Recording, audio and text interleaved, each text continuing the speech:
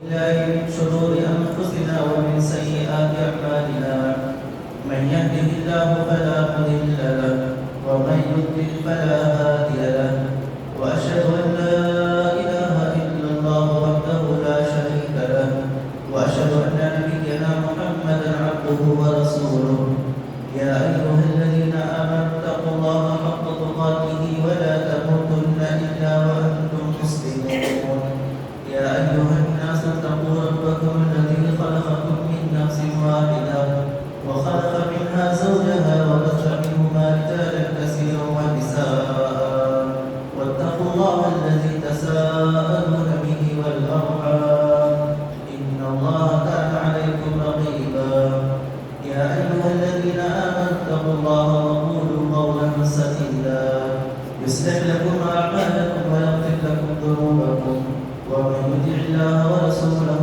فقد فاز فوزا عظيما أما بعد فإن خير الحديث كتاب الله وخير الهدي هدي محمد صلى الله عليه وسلم وشر الأمور محدثاتها وكل محدثة بدعة وكل بدعة ضلالة وكل ضلالة في النار أعوذ بالله من الشيطان الرجيم بسم الله الرحمن الرحيم لقد كان لكم في رسول الله أسوة حسنة لمن كان يرجو الله واليوم الآخر وذكر الله كثيرا وقال تعالى في موضع آخر يوم تبيض وجوه وتسود وجوه محترم حاضرین جمعہ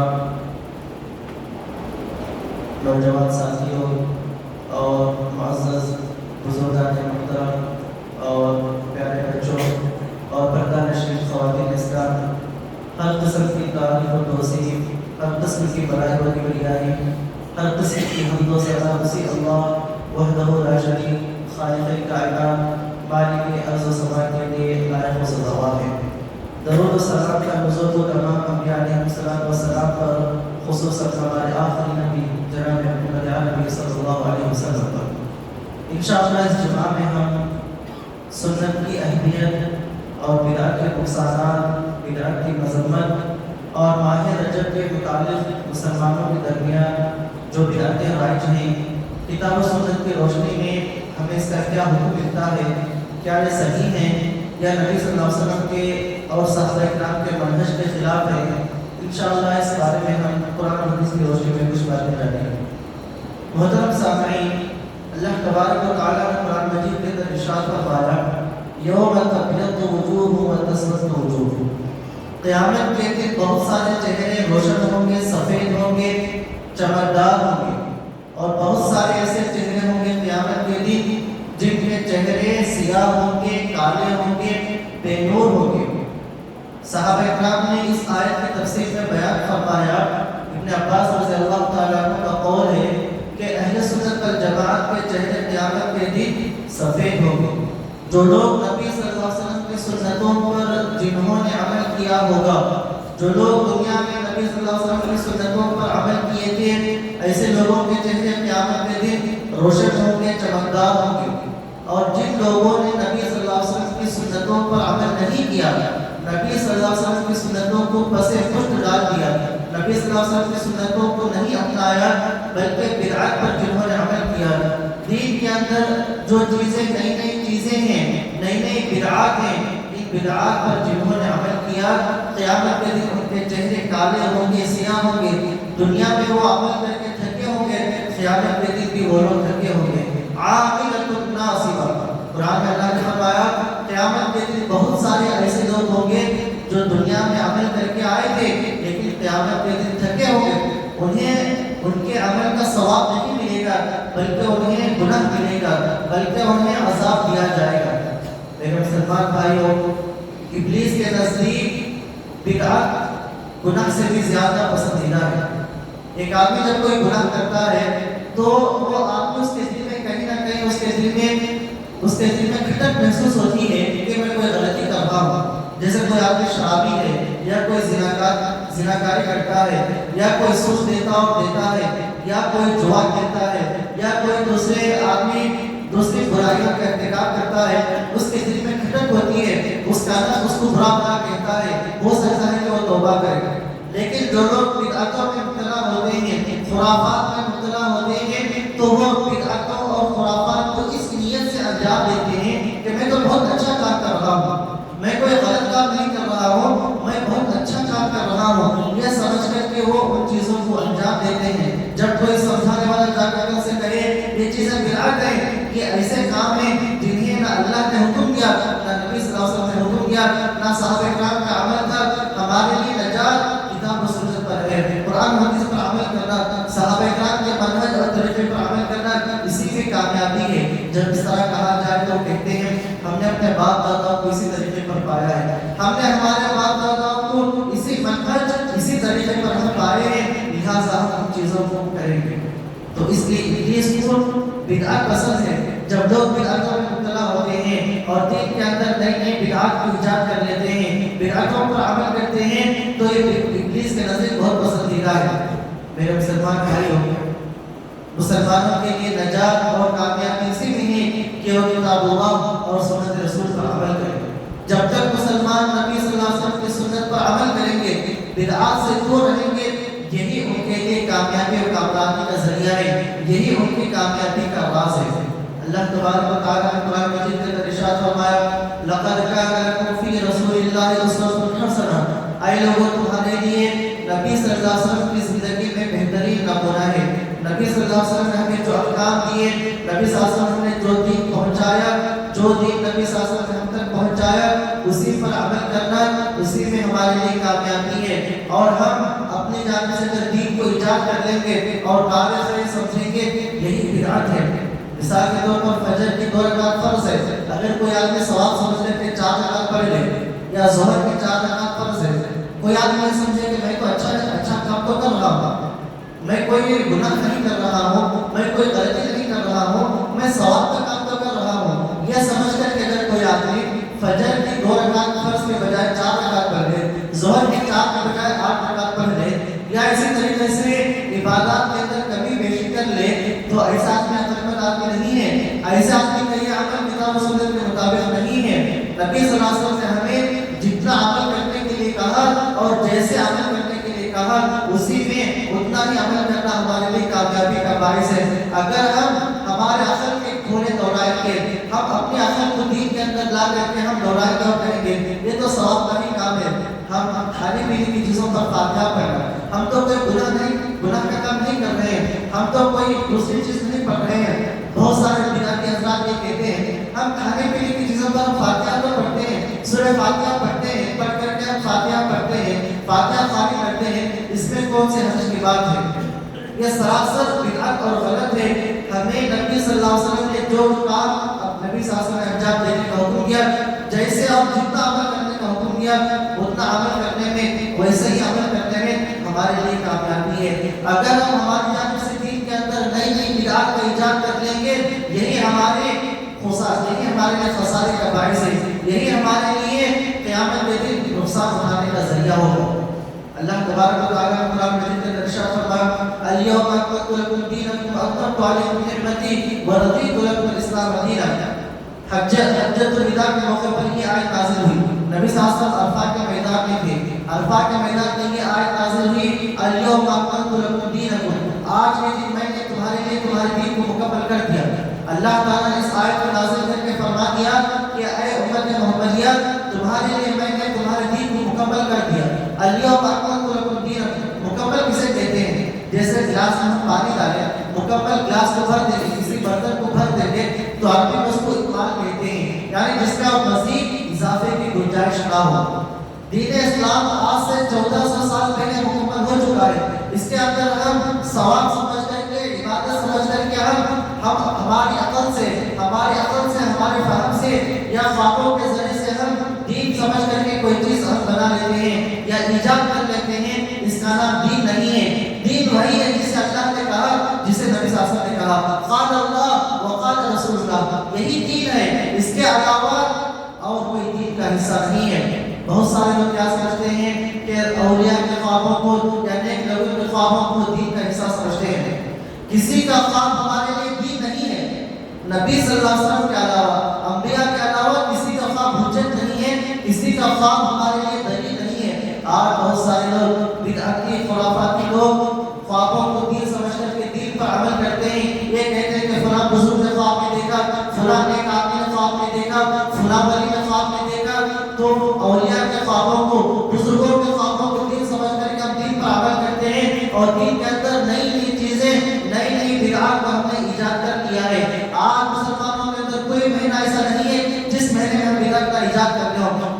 سفر کا مہینہ, محرم کا مہینہ, رجب کا مہینہ, شعبان کا مہینہ, ہر مہینے کے اندر آج ہم نے بدعتوں کو ایجاد کر دیا ہے. اس کی وجہ یہ ہے کہ آج ہم نے نبی صلی اللہ علیہ وسلم کی سنتوں کو بھلا دیے ہیں. آج ہم نبی صلی اللہ علیہ وسلم کی سنتوں پر عمل نہیں کر رہے ہیں, جس کا نتیجہ یہ ہوا بدعتوں نے سنتوں کی جگہ لے لیا.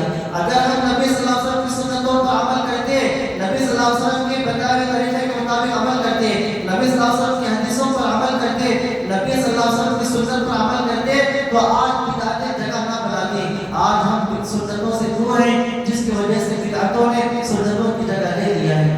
میرے مسلمان بھائیوں, ہمارے لیے کامیابی کامرانی اسی میں ہے کہ ہم نبی صلی اللہ علیہ وسلم کی سنتوں پر عمل کریں, بدعتوں سے دور رہیں. نبی صلی اللہ علیہ وسلم ہر جمعے کے خطبے میں آپ ارشاد فرماتے تھے کہ کل محدثۃ بدعہ وکل بدعۃ ضلالہ. اس سے پہلے آپ فرمایا کرتے تھے فإن خیر الحدیث کتاب اللہ, سب سے بہترین بات اللہ کی کتاب ہے. وخیر الہدی ہدی محمد صلی اللہ علیہ وسلم, سب سے بہترین طریقہ نبی صلی اللہ علیہ وسلم کا طریقہ ہے. محمد صلی اللہ علیہ وسلم کا طریقہ, نبی صلی اللہ علیہ وسلم کی سنت, آپ کی حدیثیں, نبی صلی اللہ علیہ وسلم کا لایا ہوا دین, یہ سب سے بہترین طریقہ ہے. یہ زندگی گزارنے کا سب سے بہترین منہج ہے. اور اللہ تعالیٰ کے پاس دین اسلام کے علاوہ اگر ہم دوسرا دین اختیار کریں, اللہ کے بارگاہ میں وہ مقبول نہیں ہوگا. آج مسلمانوں کے اندر جعلی دین پھیلا ہوا ہے, اصل دین ختم ہو گیا ہے اور نقلی دین, جعلی دین پھیلا ہوا ہے. آج ہم بدعات و خرافات کو اصل دین سمجھ کر کے بیٹھے ہیں, اور جو اصل دین ہے, جو اصل اللہ اس کے رسول کے احکامات ہیں, آج ہم بھلا بیٹھے ہیں. نبی صلی اللہ علیہ وسلم کی جو سنتیں ہیں, ان سنتوں پر ہم عمل نہیں کرتے ہیں. جو بدعات ہیں, جو خرافات ہیں, آج ہم نے سمجھا ہے کہ یہی اصل دین ہے. میرے مسلمان بھائیوں, اللہ تبارک و تعالیٰ نے قرآن مجید میں ارشاد فرمایا وما آتاکم الرسول فخذوہ وما نہاکم عنہ فانتہوا. نبی صلی اللہ علیہ وسلم, محمد صلی اللہ علیہ وسلم نے جو چیزیں دی ان چیزوں پر عمل کرو. وما نہاکم عنہ فانتہوا, نبی صلی اللہ علیہ وسلم نے جن چیزوں سے روکا ہے ان چیزوں سے رکے رہو. تو نبی صلی اللہ علیہ وسلم ہر خطبے میں کیا ارشاد فرماتے تھے کہ کل محدثۃ بدعہ وکل بدعۃ ضلالہ. کل محدثۃ بدعہ, دین کے اندر ایجاد کی گئی ہر نئی چیز بدعت ہے. وکل بدعۃ ضلالہ, اور ہر بدعت گمراہی ہے. وکل ضلالۃ فی النار, اور ہر گمراہی کہاں لے جائے گی؟ جنت میں لے جائے گی نہیں, جہنم میں لے جائے گی. کل ضلالۃ فی النار, ہر گمراہی جہنم تک لے جائے گی. نبی صلی اللہ علیہ وسلم نے کیا فرمایا کل محدثۃ بدعہ, دین کے اندر ثواب سمجھ کر کے, دین سمجھ کر کے آدمی جو طریقوں کو, جن عبادتوں کو یا جن طریقوں کو رائج کر لیتے ہیں, تو دین کے اندر ایجاد کی گئی ہر نئی چیز بدعت ہے. وکل بدعۃ ضلالہ, اور ہر بدعت گمراہی ہے. بدعت کسے کہتے ہیں؟ بدعت کا معنی کیا ہے؟ عربی میں بدعت کہتے ہیں کسی نئی چیز بغیر سابقہ مثال کے کسی چیز کے اختیار کرنے کو یا ایجاد کرنے کو بدعت کہتے ہیں. اللہ نے کہا بدیع السماوات والارض, اللہ تعالیٰ بغیر سابقہ مثال کے آسمان و زمینوں کو پیدا کیا. اور اصطلاح میں اور شریعت میں بدعت کسے کہتے ہیں؟ بدعت کا مطلب یہ ہے کار خیر ثواب سمجھ کر, ثواب سمجھ کر, کار خیر سمجھ کر کے دین کے اندر کوئی ایسی چیز ایجاد کر لینا کہ لوگ جس پر عمل کریں اور یہ سمجھیں کہ ثواب کا کام ہے. ثواب سمجھ کر کے, کار خیر سمجھ کر کے دین کے اندر یا اسلام کے اندر اپنی جانب سے کسی ایسی چیز, ایسے طریقے کو رائج کر لینا کہ جس پر یہ عقیدہ ہو کہ یہ ثواب کا کام ہے. مثال کے طور پر آج ہم رجب کے مہینے میں بہت ساری بدعتوں کو ہم رائج کر لیے ہیں. ہم 27 رجب کو شب معراج مناتے ہیں. شب معراج 27 رجب کو مناتے ہیں اور لوگ دھوم دھام سے جاتے ہیں, مسجدوں کو روشن کرتے ہیں اور یہ عقیدہ رکھتے ہیں کہ 27 رجب کو نبی صلی اللہ علیہ وسلم کا معراج کا سفر پیش آ رہا ہے. آپ یہاں پر پہلے اس چیز کو ذہن میں رکھیں کہ علماء کے درمیان اس بات پر اتفاق نہیں ہے کہ نبی صلی اللہ علیہ وسلم کا معراج کا سفر کس مہینے میں پیش آیا, کس سال پیش آیا اور کس دن پیش آیا. علماء کے درمیان اس بات میں اختلاف ہے اور صحیح مستند اور صحیح تاریخی روایتوں سے, صحیح حدیثوں سے ثابت نہیں ہے کہ یہ معراج کس مہینے میں پیش آیا اور کس دن پیش آیا. بعض روایت کے مطابق ربیع الاول کے مہینے میں پیش آیا، بعض روایت الگ الگ تاریخ اور الگ الگ دن کا ذکر کرتے ہیں۔ اس بات پر اتفاق ہے نبی صلی اللہ علیہ وسلم ہجرت سے پہلے معراج کا سفر پیش آیا۔ نبی صلی اللہ علیہ وسلم کے مکی دور میں نبی صلی اللہ علیہ وسلم جب آپ مکہ میں زندگی گزارتے تھے، مدینہ ہجرت کرنے سے پہلے نبی صلی اللہ علیہ وسلم کے سفر پیش آیا، معراج کا سفر۔ سبحان الذی اسریٰ بعبدہ لیلا من المسجد الحرام الی المسجد الاقصی الذی بارکنا حولہ لنریہ من آیاتنا۔ بابرکت ہے وہ ذات، اللہ تعالیٰ کی ذات بابرکت ہے، پاک ہے، مقدس ہے۔ الذی اسریٰ بعبدہ، جو راتوں رات اپنے بندے کو اسراء و معراج کے سفر پر لے گیا۔ نبی صلی اللہ علیہ وسلم کو پہلے مکہ سے بیت المقدس لے جایا گیا، وہاں پر نبی صلی اللہ علیہ وسلم بیت المقدس میں آپ نے تمام انبیاء کی امامت فرمائی۔ پھر اس کے بعد معراج کا سفر پیش آیا، آپ پہلے آسمان دوسرے آسمان تیسرے، اس طریقے سے ساتوں آسمانوں پر آپ کو لے جایا گیا۔ پہلے آسمان پر آپ نے حضرت آدم علیہ السلام سے ملاقات کی، پھر اس کے بعد والے آسمان میں نبی صلی اللہ علیہ وسلم حضرت عیسیٰ علیہ السلام، زکریا علیہ السلام، اسی طریقے سے حضرت یوسف علیہ السلام، حضرت موسیٰ علیہ السلام، حضرت ابراہیم علیہ السلام، دیگر کئی انبیاء سے نبی صلی اللہ علیہ وسلم نے ملاقات فرمائی، اور آپ نے جنت و جہنم کا آپ نے مناظرہ کیا، دیدار کیا۔ لیکن یہاں پر علماء کے درمیان اختلاف ہے کہ معراج کا سفر کب پیش آیا۔ 27 رجب کو جو کہا جاتا ہے یہ کسی مستند اور کسی موثوق روایت سے ثابت نہیں ہے۔ اگر بالفرض مان لیا جائے کہ 27 رجب کو نبی صلی اللہ علیہ وسلم کا معراج کا سفر پیش آیا، نبی صلی اللہ علیہ وسلم مدینہ ہجرت کرنے کے بعد آپ 11 سال تک زندہ رہے، آپ مدینہ میں 10 سال تک آپ باحیات تھے، لیکن آپ نے کسی سال آپ نے شب معراج نہیں منایا۔ اگر شب معراج منانا اگر درست ہوتا، جائز ہوتا، یہ کار خیر اور ثواب کا کام ہوتا، نبی صلی اللہ علیہ وسلم 10 سال تک مدینہ میں باحیات کے زندہ تھے، آپ نے کبھی شب معراج نہیں منایا، اور آپ نے جا کر عبادت کی، اور نہ صحابہ کو آپ نے حکم دیا، اور نہ صحابہ کرام نے شب معراج میں 27 رجب کو جا کر کے انہوں نے عبادت کی ہو، یا رات بھر جا کر کے انہوں نے عبادت کی ہو، یا روزے رکھے ہوں، یا قیام اللیل کیا ہو، یا مسجدوں میں چراغ روشن کیے ہوں۔ اس طرح کا ثبوت نہیں ملتا ہے۔ دین وہی ہے جو اللہ کے نبی صلی اللہ علیہ وسلم، جو اللہ کے احکامات ہیں، جو نبی صلی اللہ علیہ وسلم کے احکامات ہیں، اس پر عمل کرنے میں ہمارے لیے کامیابی ہے۔ جس چیز کو نبی صلی اللہ علیہ وسلم نے نہیں کیا، صحابہ کرام نے نہیں کیا، وہ ہمارے لیے دین کا حصہ نہیں ہے۔ میرے مسلمان بھائیوں، بدعت کسے کہتے ہیں؟ دین میں آدمی کوئی نئی چیز ایجاد کرنا ثواب سمجھتا ہے۔ اس کے برعکس اگر ہم واچ پہنتے ہیں، یا گھڑی پہنتے ہیں، یا موبائل کا استعمال کرتے ہیں، یا فلائٹ میں سفر کرتے ہیں، یہ بدعت نہیں، ہم اس کو ثواب سمجھتے ہیں نہیں پہنتے ہیں۔ بدعت کسے کہتے ہیں؟ ثواب سمجھتے ہیں انجام دیتے ہیں۔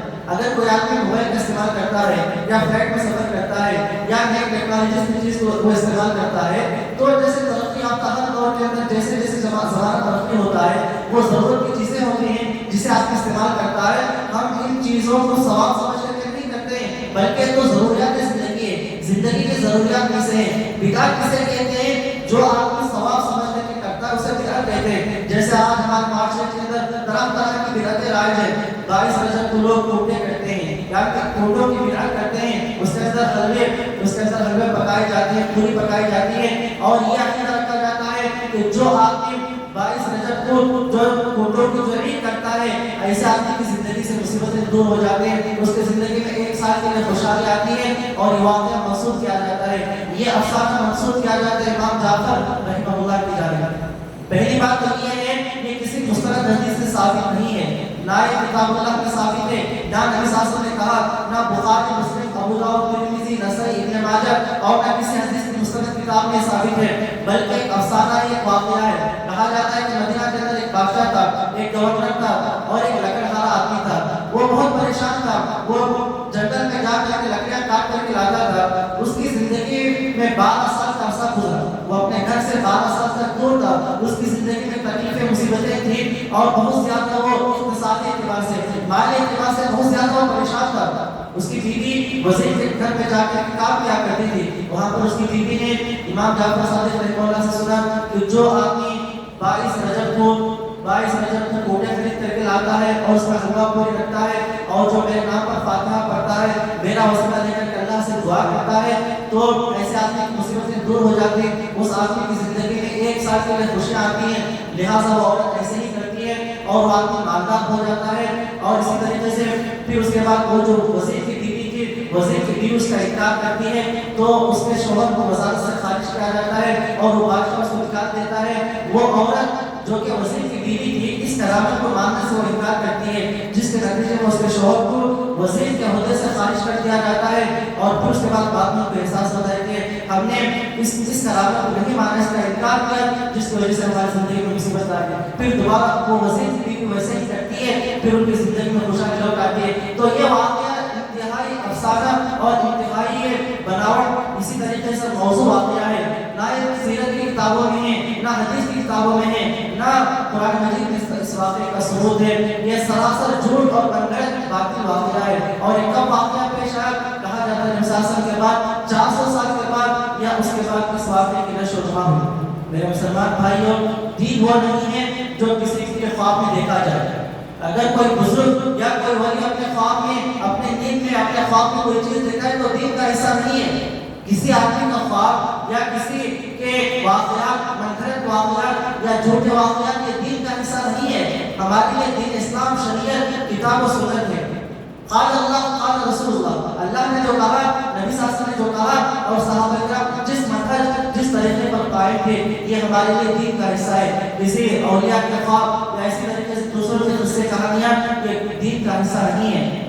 میرے مسلمان بھائیوں، ہمارے لیے ضرورت اس بات کی ہے کہ ہم پڑھیں، ہم قرآن کو پڑھیں، نبی صلی اللہ علیہ وسلم کی حدیثوں کو پڑھیں۔ آج مسلمانوں کے اندر جو خرابی پھیلی ہے، آج جو مسلمان دین سے دور ہے، اس کی وجہ یہ ہے کہ نہ ہم قرآن پڑھتے ہیں، نہ نبی صلی اللہ علیہ وسلم کی حدیثوں کو پڑھتے ہیں، نہ نبی صلی اللہ علیہ وسلم کی سیرت کو پڑھتے ہیں، اور نہ نبی صلی اللہ علیہ وسلم کے خرابی کو پڑھتے ہیں۔ اگر ہم آج کے مسلمان قرآن کو پڑھیں، قرآن کی آیتوں کو پڑھیں، روزانہ ایک آیت، 2 آیت، 3 آیت معنی کے ساتھ پڑھیں، تفسیر کے ساتھ پڑھیں، نبی صلی اللہ علیہ وسلم کی حدیثوں کو پڑھیں، نبی صلی اللہ علیہ وسلم کے فرامین کو سمجھیں، تو بہت سارے ہمارے ذہنوں کے اندر بہت سارے جو شکوک ہیں، جو شبہات ہیں، وہ ختم ہو جائیں گے۔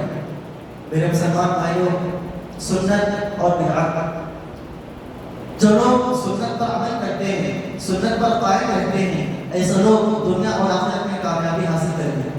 جو لوگ بدعتوں پر عمل کرتے ہیں، جو دین سمجھ کر کے ایسی چیزوں پر، ایسے عادات پر، ایسے افعال پر عمل کرتے ہیں جس پر نہ اللہ کا حکم ہے اور نہ نبی صلی اللہ علیہ وسلم کا مہر ہے، ایسے آدمی کا یہ عمل اللہ کے بارگاہ میں مقبول نہیں ہوگا۔ نبی صلی اللہ علیہ وسلم نے فرمایا من عمل عملا لیس علیہ امرنا فہو رد، مسلم کی روایت ہے۔ حضرت عائشہ رضی اللہ تعالیٰ عنہ بیان فرماتی ہیں، نبی صلی اللہ علیہ وسلم نے فرمایا من عمل عملا، جو کوئی آدمی کوئی ایسا عمل کرے لیس علیہ امرنا، جس پر ہماری مہر نہ ہو، جس پر اللہ اس کے رسول کا حکم نہ ہو، فہو رد، وہ مردود ہے، وہ مقبول نہیں ہوگا، اللہ تعالیٰ کی بارگاہ میں وہ مقبول نہیں ہوگا۔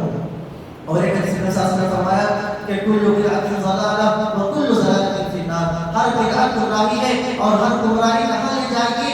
جہنم کی جانب لے جائے گی۔ جو لوگ بدعتی ہیں، جو بدعت پر عمل کرتے ہیں، یہی بدعت، یہی گمراہی انہیں جہنم تک لے جائے گی۔ اور جو لوگ سنت پر عمل کرتے ہیں، سنت پر عمل کرنے کے حریص ہوتے ہیں، جن لوگوں کے دلوں میں نبی صلی اللہ علیہ وسلم کی سنت پر عمل کرنے کی حرص ہوتی ہے، یہی عرض، یہی شوق انہیں جنت تک لے جاتا ہے۔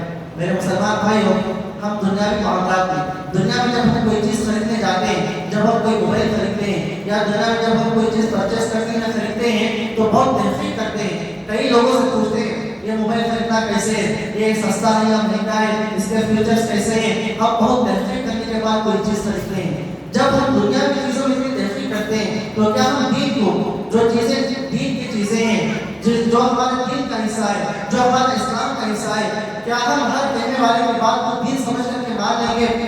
ہرگز نہیں۔ ہمیں سب سے پہلے تحقیق کرنا چاہیے۔ جو بھی ہمارے سامنے آ کر کے کہے یہ کام کرنا ہے، وہ کام کرنا ہے، یہ سنت ہے، وہ بدعت ہے، ہم پر یہ ذمہ داری عائد ہوتی ہے کہ ہم تحقیق کریں۔ جو دینی امور ہیں، جو دینی معاملات ہیں، ہم تحقیق کریں، تحقیق کر کے ان چیزوں پر عمل کریں۔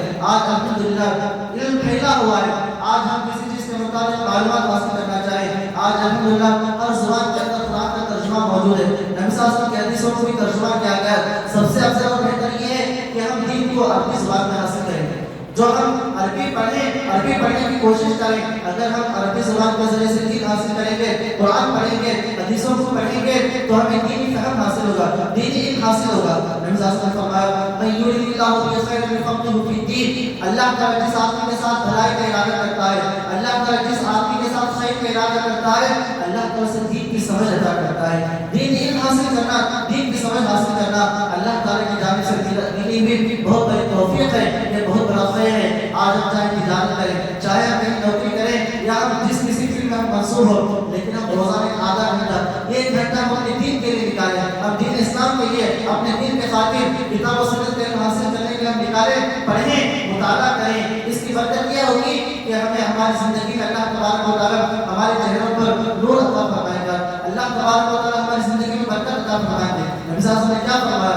نزل اللہ تعالیٰ سمع مقالتی فحفظها وعاقبها۔ نبی صلی اللہ علیہ وسلم نے دعا کو آدمی کے لیے، نبی صلی اللہ علیہ وسلم نے فرمایا اللہ تعالیٰ اس آدمی کو خوش و خرم رکھے، اللہ تعالیٰ اس آدمی کے چہرے کو تر و تازہ رکھے۔ سب اپنی حدیث ہے جو جس نے مجھ سے حدیث سنی فحفظها، اس کو یاد کیا اور دوسروں تک اس نے پہنچایا اور جو آپ نے اس پر عمل کیا۔ تو میرے مسلمان بھائیو، دینی علم حاصل کرنا یہ خیر کا کام ہے۔ اگر دینی علم حاصل کریں گے تو آج ہمارے معاشرے میں رائج بہت جو بدعات ہیں، بہت سارے خرافات ہیں، ان خرافات سے ان بدعات سے ہم بچ جائیں گے۔ آج عالمیہ یہ ہے کہ بہت ساری بدعات کو، بہت سارے خرافات کو اسلام کا نام دے کر ہم اس پر عمل کرتے ہیں، اور جو حقیقی سنتیں ہیں، جو حقیقت میں جو مصنون جو سنتوں والے اعمال ہیں، آج ہم اس کو چھوڑ دیے ہیں۔ اگر آج کے دور میں جو آپ کو سنت پر عمل کرتا ہے تو لوگ اسے اجنبیت کی نگاہ سے دیکھتے ہیں، یہ سمجھتے ہیں کہ یہ تو دین سے دور ہے، حالانکہ حقیقی طور پر وہی سنت پر عمل کرنے والا آدمی ہے۔ نبی صلی اللہ علیہ وسلم نے فرمایا بدأ الاسلام غریبا وسيعود غریبا كما بدأ فطوبى للغرباء۔ اسلام کی شروعات اجنبیت کی حالت میں ہوئی، یعنی ابتدا میں جو مسلمان ہوتے تھے لوگ اسے اجنبیت کی نگاہ سے دیکھتے تھے، اسلام پھر وہی اسی طرح لوٹ کر آئے گا۔ آج دیکھیے جو لوگ ہمارے معاشرے میں سنت پر عمل کرتے ہیں، توحید پر قائم رہتے ہیں، شرک سے دور رہتے ہیں، بدعتوں سے دور رہتے ہیں، آج مسلمانوں کا اکثریت انہیں عجیب نگاہ سے دیکھتا ہے، اجنبیت کی نگاہ سے دیکھتا ہے، وہ یہ سمجھتے ہیں کہ یہ لوگ گمراہ ہیں، حالانکہ حقیقت میں متبع حقیقی مسلمان وہ ہیں جو کتاب اللہ پر قائم ہیں، جو سنت رسول پر عمل کرتے ہیں، جو دینی معاملات میں ہر سنی سنائی بات پر عمل نہیں کرتے ہیں، تحقیق کرتے ہیں، اور تحقیق کرنے کے بعد وہ عمل کیا کرتے ہیں۔ میرے مسلمان بھائیو، اللہ تعالیٰ نے قرآن مجید میں ارشاد فرمایا قل ان کنتم تحبون اللہ فاتبعونی یحببکم اللہ۔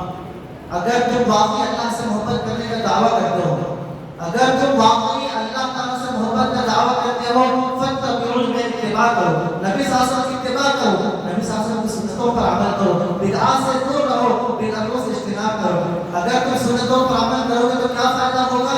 یحببکم اللہ، اللہ تعالیٰ تم سے محبت کرے گا، اللہ کی محبت حاصل ہوگی۔ عربی میں کہا گیا لیس الشان ان تحب وانما الشان ان تحب، اصل کمال یہ نہیں کہ تم کسی سے محبت کرو، کمال یہ ہے کہ کوئی تم سے محبت کرے۔ یعنی ہم اللہ سے محبت کرنا ایک کمال نہیں ہے، کمال یہ ہے کہ اللہ تعالیٰ کی محبت ہمیں حاصل ہو، اللہ کی رضامندی ہمیں حاصل ہو، اللہ کا قرب ہمیں حاصل ہو، اللہ کی محبت ہمیں حاصل ہو۔ اگر ہم اللہ کی محبت حاصل کرنا چاہتے ہیں تو ہم سنتوں پر عمل کریں، نبی صلی اللہ علیہ وسلم کی سنتوں پر عمل کریں، نبی صلی اللہ علیہ وسلم کی حدیث کو پڑھیں، نبی صلی اللہ علیہ وسلم کی احادیث کو پڑھیں، نبی صلی اللہ علیہ وسلم کی سنتوں کو پڑھیں، سنتوں پر عمل کریں، بدعتوں سے دور رہیں۔ آج مسلمانوں کے درمیان جو بدعات جو خرافات رائج ہیں ان سے بچنے کی کوشش کریں۔ آخر میں اللہ تعالیٰ سے دعا ہے کہ اللہ کی سنتوں پر عمل کرنے کی توفیق عطا فرما، اللہ کے نبی صلی اللہ علیہ وسلم کی شریعت پر عمل کرنے کی توفیق عطا فرما، اللہ بدعتوں سے ہماری حفاظت فرما، اللہ خرافات سے ہماری حفاظت فرما، اللہ العالمین ہمیں دین اسلام پر مکمل طور پر عمل کرنے کی توفیق عطا فرما، اللہ جو بیمار ہیں شفا کامل عاجلہ نصیب فرما، اللہ جو مقبوض ہیں ان کے لیے آسان پیدا فرما، اللہ جو بھی مصیبت زدہ ہیں ان کے لیے آسان پیدا فرما، اللہ کے دنیا اور آخرت میں کامیابی عطا فرما۔ ربنا آتنا فی الدنیا حسنہ وفی الآخرۃ حسنہ وقنا عذاب النار، ربنا تقبل منا انک انت السمیع العلیم وتب علینا انک انت التواب الرحیم۔